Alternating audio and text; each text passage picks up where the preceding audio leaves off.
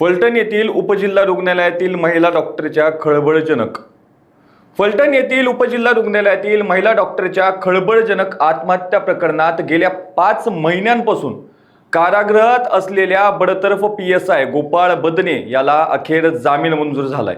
मुंबई उच्च न्यायालयाच्या कोल्हापूर सर्किट बेंचने 50,000 रुपयांच्या वैयक्तिक जात मुचलक्यावर आणि काही अटींवर हा जामीन दिलाय। नमस्कार, मी बालाजी शिंदे आणि तुम्ही पाहताय लोकाशा टीव्ही।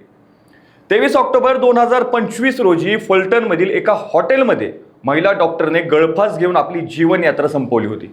या प्रकरणात आत्महत्येस प्रवृत्त केल्याच्या आरोपाखाली पोलीस उपनिरीक्षक गोपाळ बदने आणि प्रशांत बनकर या दोघांना अटक करण्यात आली होती। बदने गेल्या 5 महिन्यांपासून न्यायालयीन कोठडीत होता। त्याने जामिनीसाठी कोल्हापूर सर्किट बेंचमध्ये अर्ज देखील केला होता। दोन्ही बाजूंचा युक्तिवाद ऐकल्यानंतर न्यायालयाने त्याला दिलासा दिलाय। मूळची बीड येथील असलेली ही महिला डॉक्टर फलटणच्या उपजिल्हा रुग्णालयात कार्यरत होती। ती प्रशांत बनकर याच्या घरी भाड्याने राहत होती।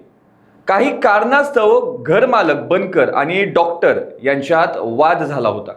त्यानंतर तिच्या घराला कुलूप देखील लावण्यात आलं होतं। यानंतर तिने मधुदीप हॉटेलमध्ये 2 दिवसांसाठी खोली आरक्षित केली। तिने मदतीसाठी प्रशांत बनकर आणि PSI गोपाळ बदने याच्याशी संपर्क साधला होता, मात्र तिला अपेक्षित मदत मिळाली नाही। 2 दिवस खोलीचा दरवाजा न उघडल्याने पोलिसांनी तो तोडला असता डॉक्टरने आत्महत्या केल्याचं उघड झालं। विशेष म्हणजे तिने मृत्यूपूर्वी स्वतःच्याच हातावर एक चिठ्ठी लिहिली होती। त्यात गोपाळ बदने आणि प्रशांत बनकर याच्या शारीरिक व मानसिक छळामुळे आपण हे पाऊल उचलत असल्याचं नमूद देखील केलं होतं। या प्रकरणात फलटण पोलिसांनी दोघांनाही अटक केली होती।